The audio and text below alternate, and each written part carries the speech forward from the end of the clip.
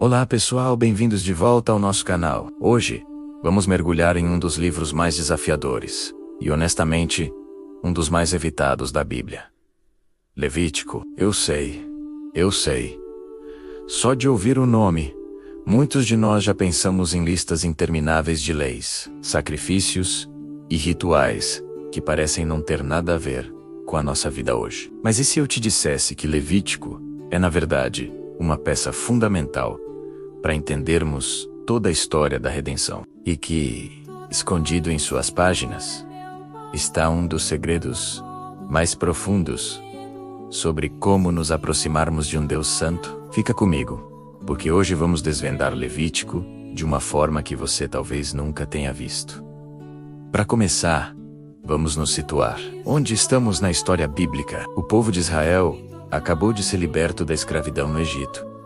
Eles estão acampados no pé do Monte Sinai, e Deus, em sua glória, desceu e fez sua morada no meio deles, dentro do tabernáculo. Pense nisso por um momento. O Criador do universo está literalmente morando no mesmo bairro que o seu povo. Isso é incrível, mas também gera um problema gigantesco. Como um povo pecador e imperfeito pode conviver com um Deus que é a própria definição de santidade, bondade e pureza? A presença de Deus é como o sol, é fonte de vida e calor. Mas se você chegar perto demais, sem a devida proteção, você será consumido. Levítico é o manual de instruções que Deus dá a Moisés, explicando como Israel pode viver na presença dele, sem ser destruído. E mais do que isso, como eles podem ter um relacionamento com ele. O livro pode ser dividido em algumas seções principais. A primeira parte, que vai do capítulo 1 ao 7, detalha os 5 tipos principais de sacrifícios ou ofertas. Quando lemos sobre holocaustos, ofertas e manjares, ofertas pacíficas, ofertas pelo pecado e ofertas pela culpa, é fácil se perder nos detalhes do sangue e do fogo. Mas a ideia central é poderosa. O pecado cria uma barreira entre nós e Deus. Ele corrompe e traz a morte. Esses sacrifícios eram uma forma visual e concreta de ensinar ao povo sobre a gravidade do pecado e a necessidade de uma substituição. Um animal inocente morria no lugar da pessoa que pecou. Era uma forma de dizer: eu merecia isso, mas algo está tomando o meu lugar. Para nós cristãos, isso aponta diretamente para Jesus.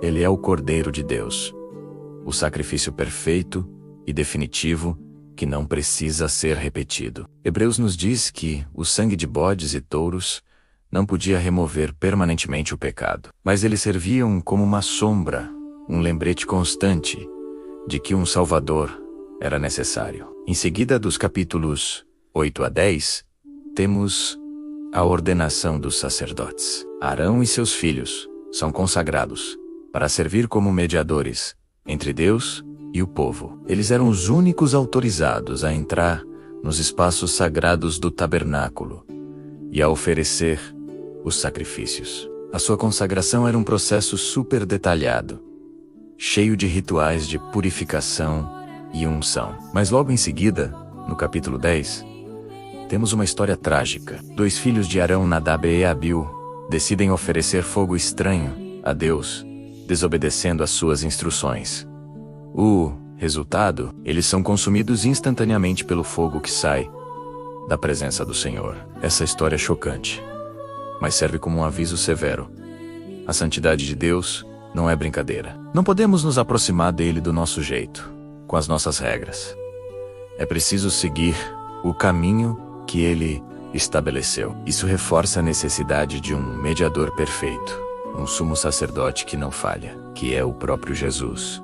A próxima grande sessão, dos capítulos 11 a 15, pode parecer ainda mais estranha para nós.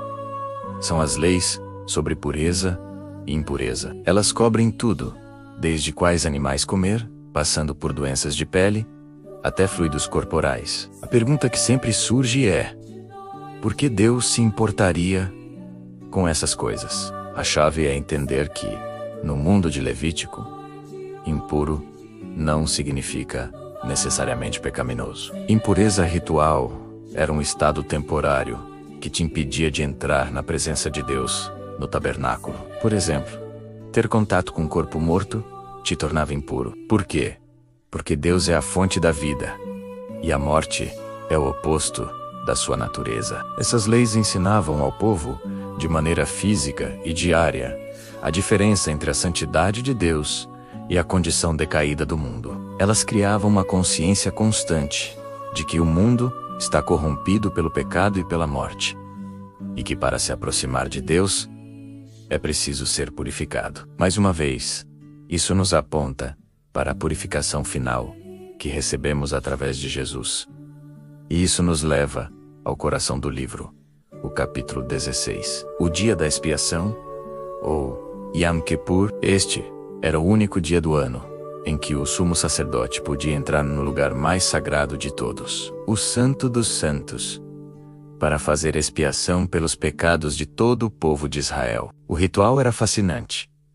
2 bodes eram escolhidos. Um era sacrificado como oferta pelo pecado, e seu sangue era aspergido no propiciatório, a tampa da Arca da Aliança. Isso simbolizava o pagamento pela transgressão do povo. O segundo bode, conhecido como bode expiatório, tinha um destino diferente. O sumo sacerdote colocava as mãos sobre a cabeça dele, confessava todos os pecados de Israel, transferindo simbolicamente a culpa para o animal, e então o bode era enviado para o deserto, para nunca mais ser visto. Ele literalmente carregava os pecados do povo para longe. Dá para imaginar?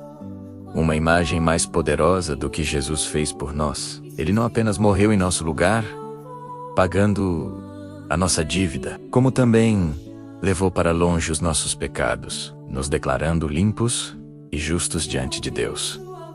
O capítulo 16 é o Evangelho em sombras e tipos. Depois do dia da expiação, o foco do livro muda um pouco. Dos capítulos 17 a 27, temos o que é chamado de Código de Santidade. Se a primeira parte do livro era sobre como se aproximar de Deus no tabernáculo, esta parte é sobre como viver uma vida santa no dia a dia, fora do tabernáculo.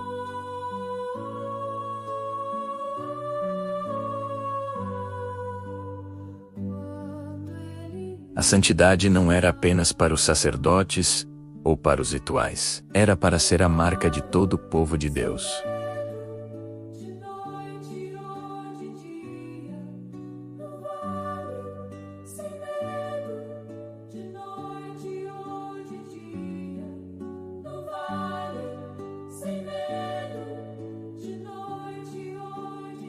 E é aqui, em Levítico 19:18, que encontramos o famoso mandamento que Jesus depois chamou de o segundo maior de todos: amarás o teu próximo como a ti mesmo.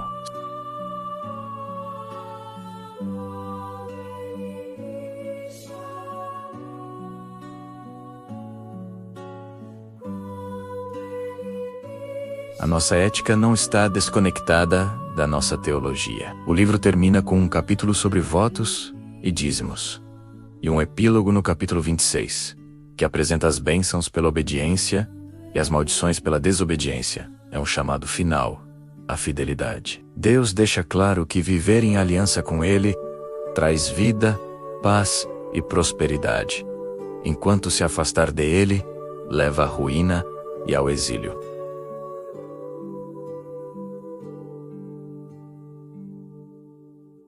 É um livro sobre a santidade de Deus e a nossa necessidade desesperada de um mediador e de um sacrifício para podermos nos aproximar dele.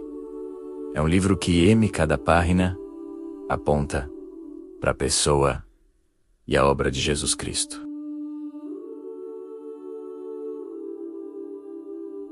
Aquele que nos purifica de toda impureza e que cumpre perfeitamente a lei. Ele é o bode expiatório que levou nossos pecados para longe. Graças a Jesus, o véu do templo se rasgou.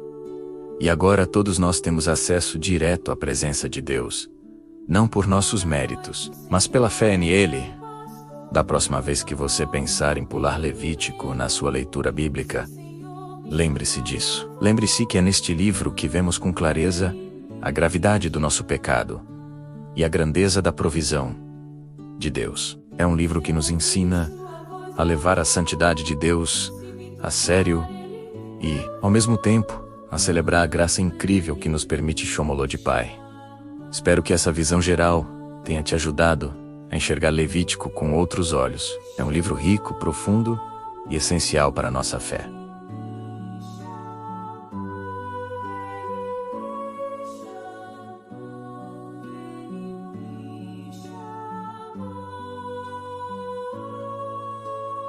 Muito obrigado por assistir e até a próxima.